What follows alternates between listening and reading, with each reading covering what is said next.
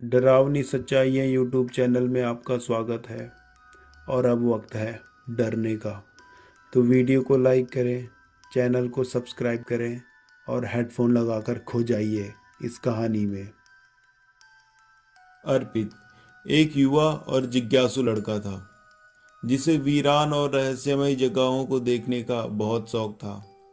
उसका शौक था पुराने किले, सुनसान हवेलियां और भूतिया जगहों खोजने का। एक दिन वह अपनी गाड़ी से नई जगह की खोज में निकला। वह रास्ता भटक गया और बिना सोचे समझे एक घने जंगल के बीचों बीच आ गया। जब वह जंगल से बाहर निकला तो उसके सामने एक पुराना और सुनसान गांव था। गांव के चारों ओर सूखे पेड़ और टूटे फूटे मकान थे। गांव की गलियों में सन्नाटा पसरा हुआ था, जैसे वहां सालों से कोई इंसान न आया हो। अर्पित ने महसूस किया कि यह जगह उसके किसी भी रोमांचक सफर से बिल्कुल अलग थी। अर्पित सोचने लगा, ये कौन सी जगह है? यहाँ तो कोई भी नहीं दिख रहा। क्या ये वही जगह है जिसके बारे में मैंने सुना था?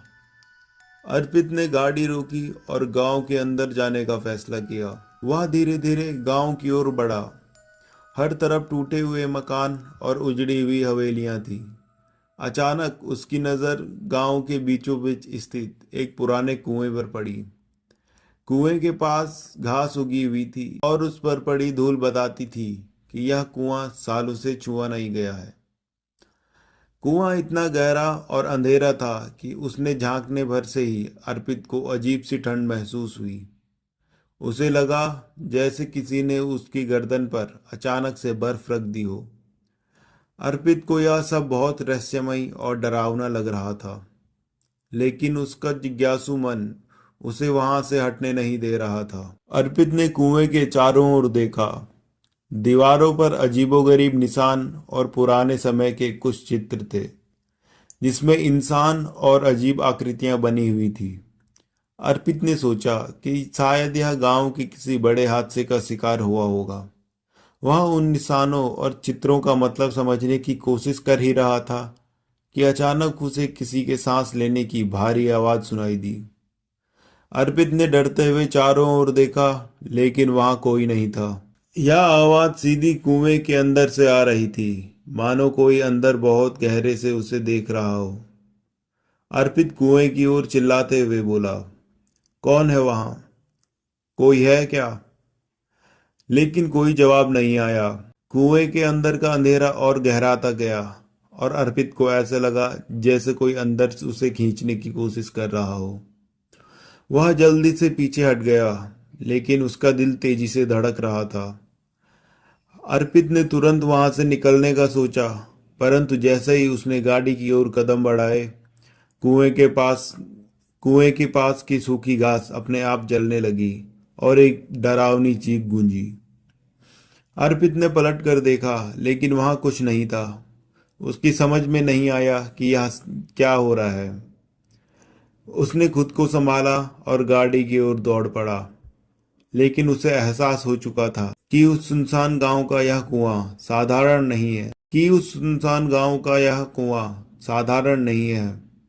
इस गांव में कोई पुराना राज छिपा हुआ था और वह उस अनजान सफर में अब जाने अनजाने उस राज के करीब पहुंच चुका था। अर्पित के मन में सवालों का तूफान था।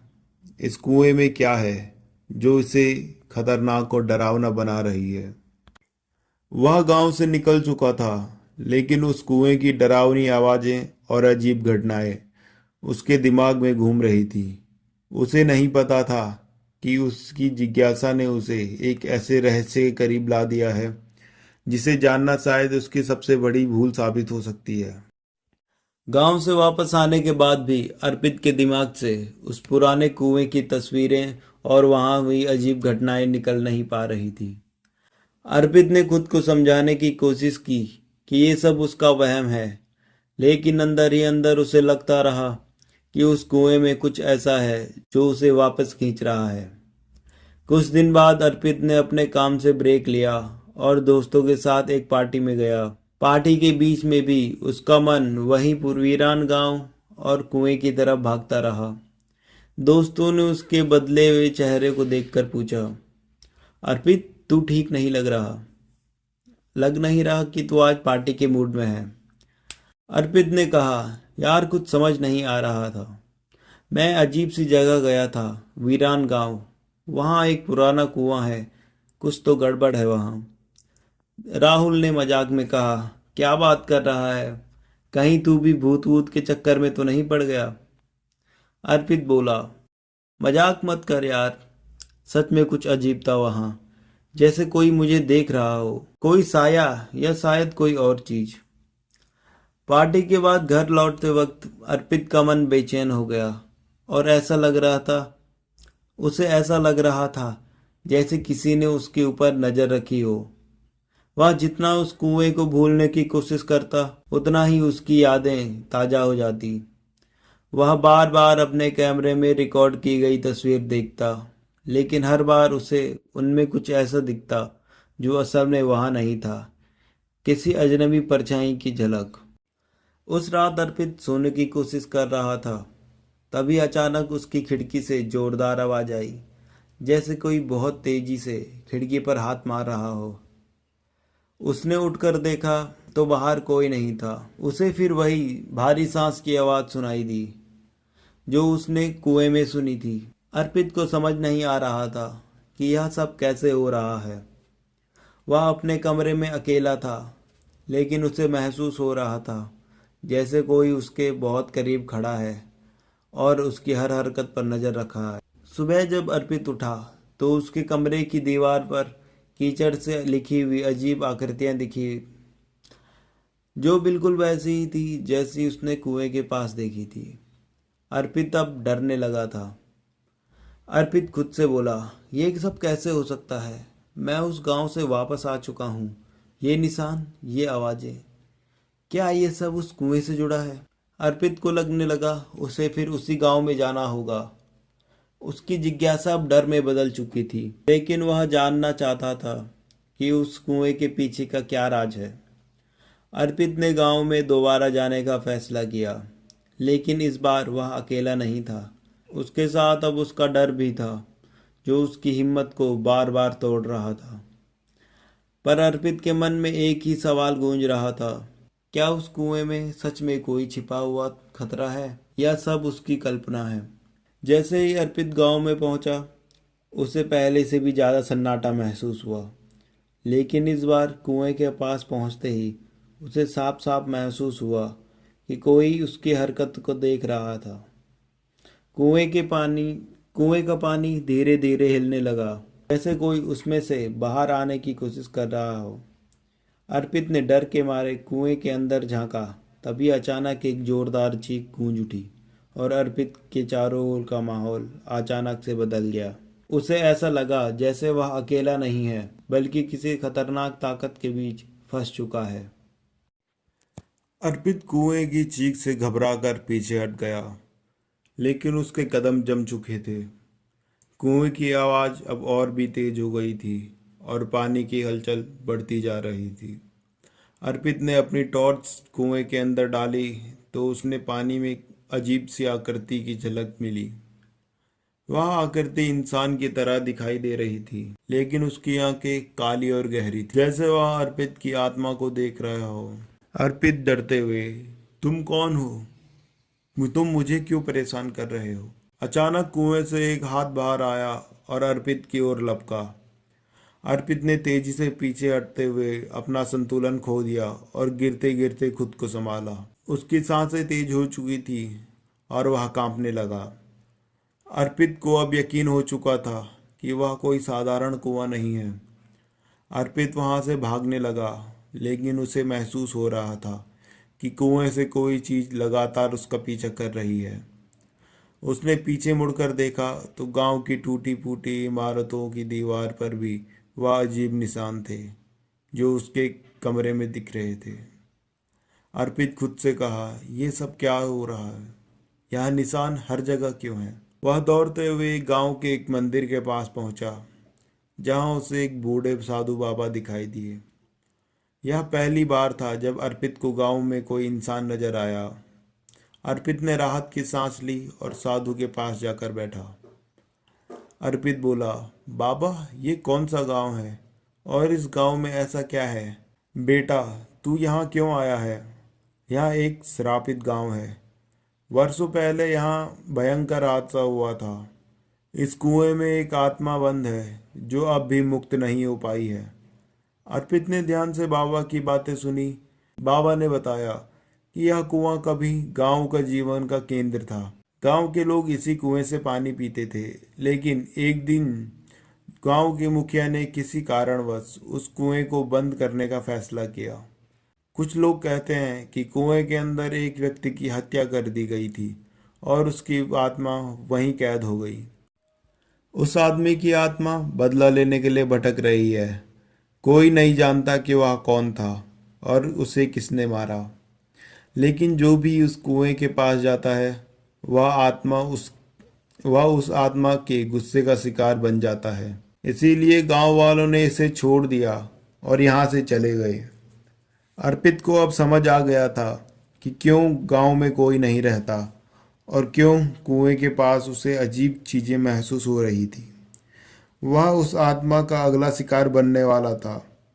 अर्पित बोला, क्या कोई तरीका है इस आत्मा को शांति देने का, इसे यहाँ से मुक्त करने का? बाबा ने कहा, सच्चाई सामने लाने का एक ही तरीका है, उसकी कहानी जानना और उसे न्याय दिलाना। लेकिन यह आसान नहीं है, क्योंकि कुएं की आत्मा गुस्से में है। वह किसी से भी आसानी से अपनी कहानी नहीं कहेगी। तू अगर उसका सामना करना चाहता है तो उसे सुनने की हिम्मत जुटा, वरना यहाँ से तुरंत भाग जा। अर्पित के पास अब दो ही रास्ते थे, या तो वह उस आत्मा का राज जानने का जोखिम उठाए या तो यहाँ से चला जाए और वापस कभी ना आए। लेकिन उसकी जिज्ञासा और बाबा की बातें उसे वापस कुएं के पास खींच रही थी। अर्पित ने फैसला किया कि वह इस रहस्य से पीछे नहीं हटेगा। उसने कुएं की आत्मा की कहानी जानने का संकल्प लिया, चाहे उसके लिए उसे किसी भी खतरे का सामना करना पड़े। अर्पित के दिल में डर था, लेकिन सच्चाई जानने का जुनून उससे कई बड़ा था। अगले दिन अर्पित वापस उसी कुएं के पास पहुंचा। अब कुएं का आसपास का माहौल और भी भारी और सर्द था, जैसे किसी अदृश्य शक्ति ने उसे जकड़ लिया हो। अर्पित ने कुएं के किनारे बैठकर अपनी टॉर्च फिर से कुएं के अंदर डाली। कुएं के पानी में वह आकृति धीरे धीरे साफ होने लगी और इस बार अर्पित को लगा कि वह उसे देख रही है। अचानक कुएं के पानी में हलचल शुरू हो गई और पानी ऊपर की तरफ उठने लगा। अर्पित समझ गया यह आत्मा उससे बात करना चाहती है। अर्पित ने डरते हुए पूछा, कौन हो तुम और क्यों इस कुएं में फंसी हो? क्या तुम मुझे बता सकती हो? कुएं के पानी में एक चेहरा उभरने लगा। वह एक मर्द का चेहरा था, जिसकी आंखों में गहरा दर्द और गुस्सा था। उसकी आवाज गूंजती हुई अर्पित के कानों तक पहुंची। आत्मा ने कहा, मुझे यहाँ धोखे से मार डाला गया था। मैं निर्दोष था, पर किसी ने मेरे साथ विश्वासघात किया। इस कुएं को मेरे खून से सींचा गया और जब तक मुझे न्याय नहीं मिलेगा मैं यहाँ से नहीं जाऊँगा। अर्पित कांपने लगा, लेकिन उसने खुद को संभाला। वह जानना चाहता था कि आखिर यह आत्मा किसकी थी और उसके साथ ऐसा क्या हुआ था। उसने कहा, तुम्हारा नाम क्या है? तुम्हारे साथ ऐसा क्यों हुआ? आत्मा ने गहरी सांस लेते हुए अपनी कहानी बतानी शुरू की। मेरा नाम करण है और मैं इसी गांव का रहने वाला था। मैं एक साधारण आदमी था जो गांव के मुखिया के लिए काम करता था। मुखिया मुझ पर बहुत भरोसा करता था, लेकिन मुखिया का भाई हमेशा मुझसे जलता था। मुखिया के भाई ने एक दिन मुझ पर फसल चुराने का झूठा इल्जाम लगा दिया। मैंने लाख सफाई दी, लेकिन मुखिया के भाई ने गांव वालों को मेरे खिलाफ भड़काकर मुझे सजा देने का फैसला किया। मुझे लोगों ने कुएं में कैद कर दिया और जब मैंने वहां से निकलने की कोशिश की तो मुझे बेरहमी से मारकर कुएं में फेंक दिया गया। मेरी सिर्फ इतनी गलती थी कि मैंने मुखिया के भाई के खिलाफ जाने की हिम्मत की थी। मुझे जिंदा जलाकर इसी कुएं में फेंक दिया गया और अब मैं यहाँ अटका हूँ न्याय की आस में। अर्पित के रोंगटे खड़े हो गए। उसे समझ आ गया कि करण की आत्मा बदले की आग में जल रही है और जब तक उसे न्याय नहीं मिलेगा वह इसी तरह लोगों को अपनी ओर खींचती रहेगी। अर्पित ने कहा, मैं तुम्हारी मदद करूंगा, मुझे बताओ मैं तुम्हें कैसे न्याय दिला सकता हूँ। करण की आत्मा ने कहा कि उसे मुखिया के भाई के किए पापों को उजागर करना होगा। जब तक सच्चाई सामने नहीं आएगी उसकी आत्मा मुक्त नहीं होगी। अर्पित ने करण को वादा किया कि वह उसकी कहानी गांव वालों तक पहुंचाएगा और सच्चाई सबके सामने लाएगा। आत्मा ने कहा, अगर तूने मेरा वादा पूरा किया तो मैं हमेशा के लिए चला जाऊंगा, लेकिन अगर तू झूठा निकला तो तुझे भी इसी कुएं में रहना पड़ेगा। अमित ने अपनी हिम्मत और निडरता के कारण करण को भरोसा दिलाया कि वह उसकी आत्मा को शांति दिलाएगा। कुएं की आत्मा अब शांत हो गई थी, लेकिन अर्पित के ऊपर एक भारी जिम्मेदारी आ गई थी, करण की दर्द भरी सच्चाई सबके सामने लाना। अर्पित ने गांव की ओर देखा जहां सन्नाटा अब भी पसरा हुआ था। उसे पता था कि सच्चाई उजागर करना आसान नहीं होगा, लेकिन उसने फैसला कर लिया कि वह किसी भी हाल में करण की आत्मा को न्याय दिलाकर रहेगा। अर्पित को करण की दर्द भरी कहानी सुनकर एक पल भी चैन नहीं मिला। उसने जान लिया था कि उसे करण की आत्मा को मुक्ति दिलाने के लिए मुखिया के भाई के पापों को उजागर करना ही होगा। वह गांव के पुराने दस्तावेज और कहानियों को खंगालने लगा। इस बार वह किसी भी कीमत पर सच्चाई सबके सामने लाने के लिए तैयार था। अर्पित ने गांव की पुरानी लाइब्रेरी में जाकर पुराने अखबार और गांव के रिकॉर्ड खंगालने शुरू कर दिए। उसे कई साल पहले की एक खबर मिली जिसमें करण के खिलाफ चोरी का आरोप लगाया गया था। उसमें गांव वालों ने बयान दर्ज किए थे, लेकिन सब कुछ मुखिया के भाई द्वारा प्रायोजित लग रहा था। अर्पित ने खुद से कहा, सच तो यह है कि करण निर्दोष था, उसे साजिश के तहत मारा गया।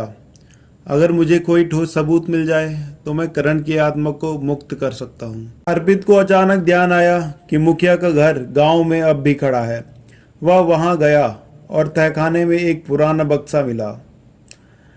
उसमें मुखिया के भाई की डायरी और कुछ पुराने कागजात थे।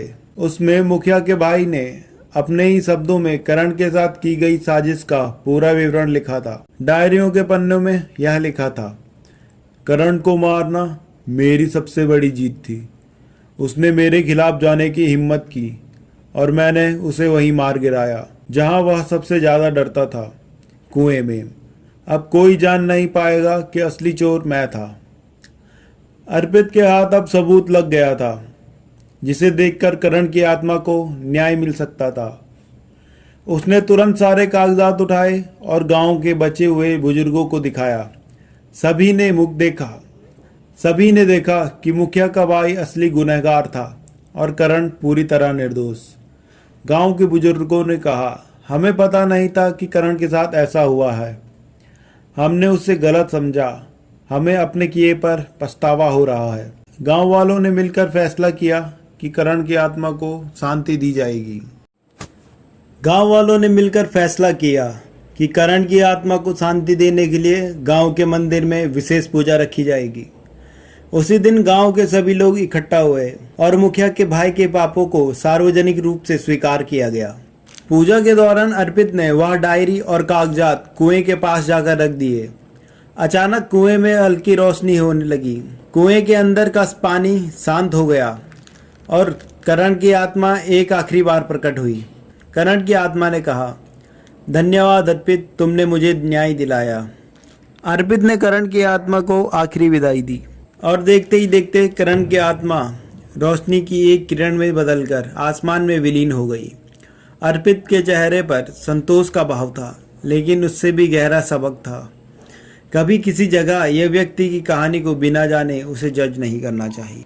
तो ऐसी इंटरेस्टिंग कहानी सुनने के लिए हमारे चैनल को सब्सक्राइब करें और वीडियो को लाइक करें और कमेंट करें जो भी आपको अच्छा लगे।